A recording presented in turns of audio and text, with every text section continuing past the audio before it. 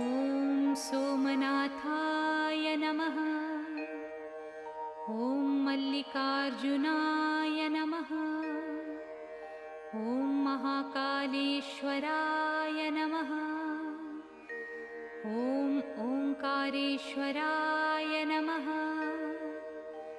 ॐ वैद्यनाथाय नमः। ॐ भीमशङ्कराय नमः। ॐ रामेश्वराय नमः।